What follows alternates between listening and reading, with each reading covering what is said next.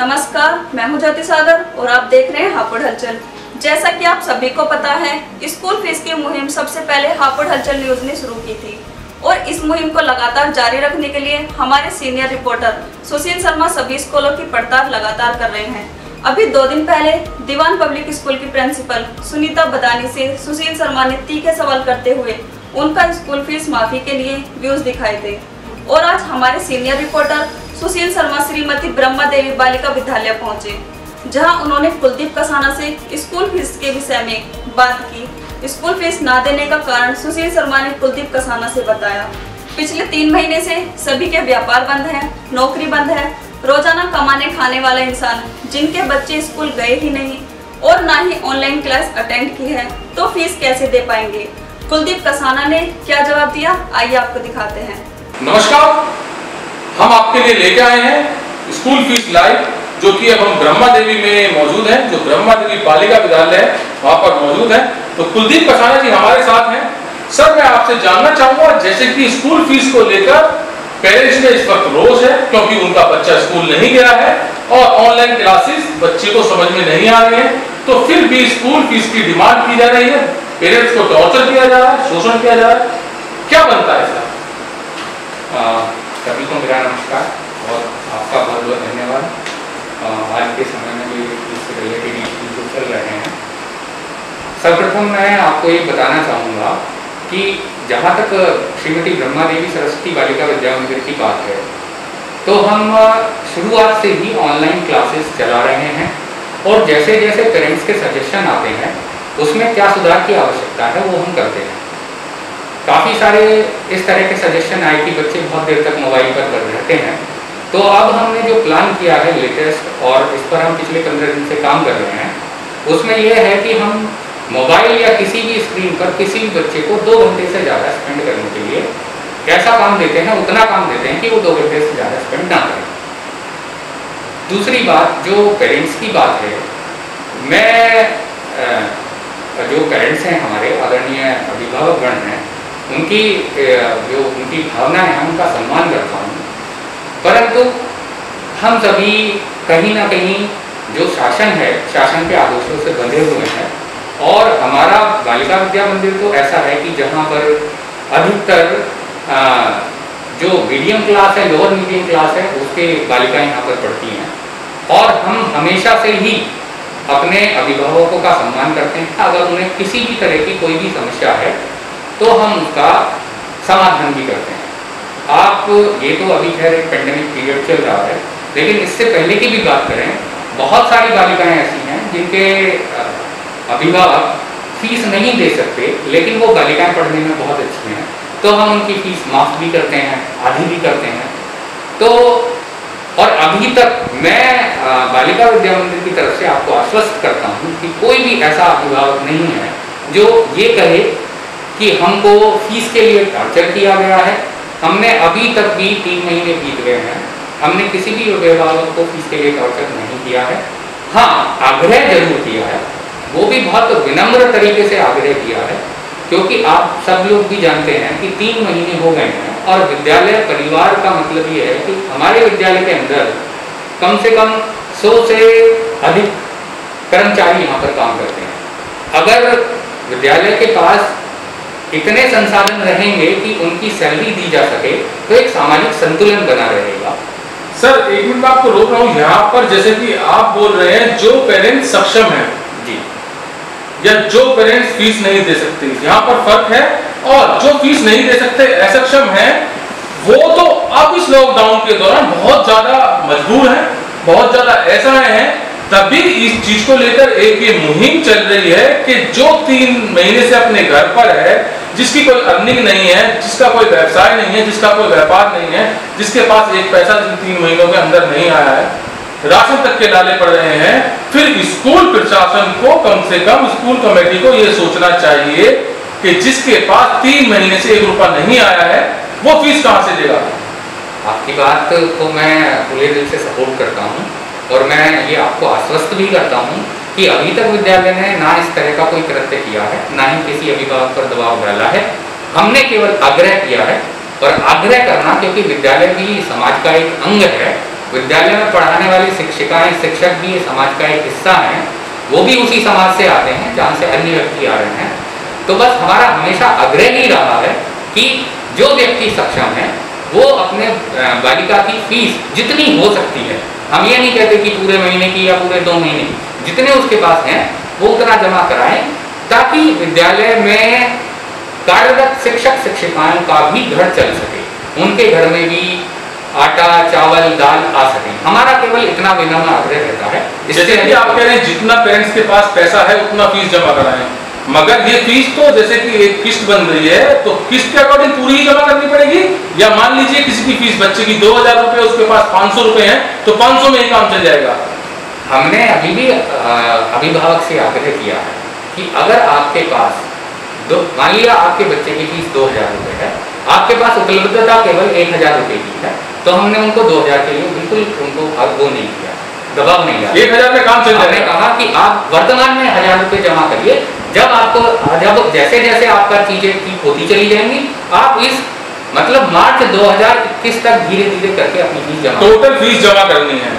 देखिए ये हम नहीं कह रहे हैं, ये अभी शासन का आदेश है, शासन जैसे जैसे हमको आदेशित करता रहेगा हम उस तरह से चलते रहेंगे। सरकार ने लॉकडाउन का आदेश दे दिया, लॉकडाउन हो गया, हमारी फैमिली और देश के लिए लॉकडाउन किया गया, मगर उस दौरान जो लॉकडाउन हुआ है कम से कम 3 से 3.25 महीने होने वाले हैं, एक आम इंसान की परेशानी को कौन देखेगा?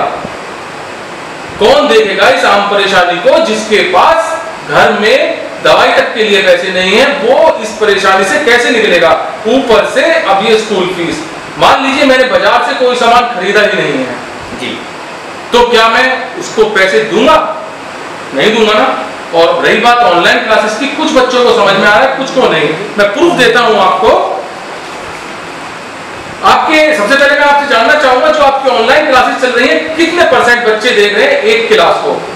हमारे लगभग 80% बच्चे की उपस्थिति ऑनलाइन क्लासेस में रहती है, और इसके अलावा हम समय समय पर व्हाट्सएप ग्रुप के माध्यम से या जिन जिन माध्यमों से हम बच्चों की ऑनलाइन क्लासेस करा रहे हैं, अभिभावकों से सुझाव भी मांगते हैं, उनकी परेशानियां भी समझते हैं। इवन बहुत सारे अभिभावक ऐसे हैं जिनके पास स्मार्टफोन नहीं है या उसको अफोर्ड नहीं कर सकते हैं, तो हमने उनके लिए यह भी व्यवस्था करी है कि हम उस जो भी हम यहाँ से काम ऑनलाइन प्रोवाइड करते हैं, उस होमवर्क का या उस लर्निंग के लिए उस पर्टिकुलर वर्कशीट हम यहाँ से हार्ड कॉपी निकालते हैं और उनके घर तक पहुँचाने की व्यवस्था भी करते हैं। आपने बताया 80% ज्वाइन हो रही है आपकी ऑनलाइन क्लास। मैं कैमरामैन से चाहूंगा इधर आके दिखाए कि आप देख सकते हैं 80% का मीन्स 17 व्यूज नहीं होते, 15 व्यूज नहीं होते, 14 व्यूज नहीं होते, फिर से 15 व्यूज नहीं होते, 24 व्यूज नहीं होते, उसके बाद फिर 14 व्यूज हैं, उसके बाद फिर 12 व्यूज हैं। तो सर ये 80% कैसे हो सकता है? मैं पहले दर्शकों को दिखा दूंगा। मैं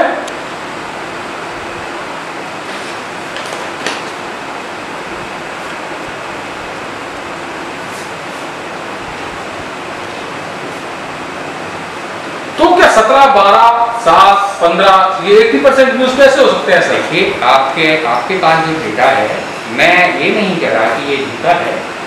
मैं जो हमारा ऑनलाइन व्हाट्सएप ग्रुप बने हुए हैं जिनके माध्यम से हम अपने बच्चों की अटेंडेंस भी लेते हैं, और ये जो YouTube वीडियोस हमने डाली हैं इसके व्यूज पर हम ये सिद्ध नहीं कर सकते कि इतने ही बच्चे कि 80% से कम जो है इसको ऑनलाइन क्लासेस को यूज कर रहे हैं। हम जो बात कर रहे हैं, हम अपने जो हमारा बेसिक चीज है जहाँ से हम ये कैलकुलेट करते हैं वो है हमारा व्हाट्सएप ग्रुप। अब उस व्हाट्सएप ग्रुप में हम ये देखते हैं कि नंबर ऑफ स्टूडेंट इस सेक्शन में कितने हैं और कितने नंबर ऑफ स्टूडेंट्स उस व्हाट्सएप ग्रुप में एक्टिव हैं। और जहाँ तक जो आप ये डेटा लेकर के आए हैं, ये रिसेंट का डेटा है। हमने क्योंकि अभी 15 दिन, ये जो अभी हमने 15 दिन के हॉलीडे किए थे 1 से 15 दिन, इसी दौरान हमने मुहिम शुरू की। क्योंकि सबसे पहले हम क्या करते थे कि YouTube वीडियो हमने रिकॉर्ड किया, फिर व्हाट्सएप ग्रुप में डाला। तो व्हाट्सएप ग्रुप में डालने के लिए समस्या क्या होती है कि अभी तक जहाँ बहुत अच्छी इंटरनेट फैसिलिटी नहीं है तो वो YouTube को डाउनलोड नहीं कर पा रहे हैं, या डाउनलोड कर पा रहे हैं तो उनके मोबाइल में स्पेस ज़्यादा मिल जाता है, तो उस वजह से ये प्रॉब्लम आई।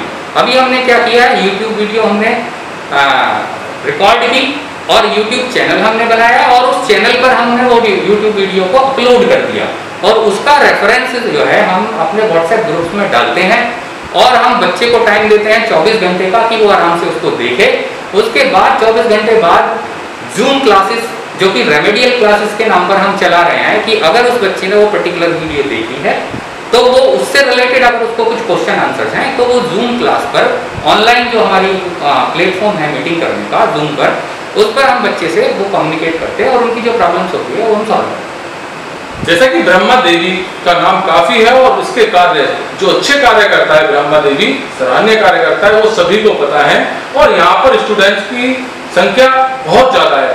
तो जो कार्य सराहनीय ब्रह्मा देवी करता है उसमें तो सबसे पहले लोगों को ये विश्वास है कि ब्रह्मा देवी ये कदम, फीस का कदम सबसे पहले आगे बढ़ाएगा। और सेकंड बात ये, जैसे कि सरकार ने, प्रदेश सरकार, केंद्र सरकार, सभी ने इस दौरान, लॉकडाउन के दौरान मदद के सारे रास्ते खोले हैं, राशन दवाई वगैरह के सारे रास्ते खोले हैं।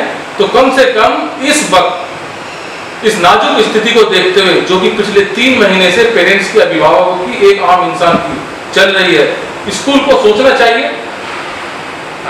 मैं आपकी बात से सहमत हूँ, परंतु मैं केवल इसमें इतना कहना चाहूँगा कि केवल ब्रह्मा देवी बालिका विद्या मंदिर ही नहीं, समाज में बहुत सारे अनेक विद्यालय हैं। तो मुझे लगता है पहली बात तो कि जो हमारी विद्यालय की प्रबंध समिति है, ये विषय उस पर भी छोड़ना चाहिए।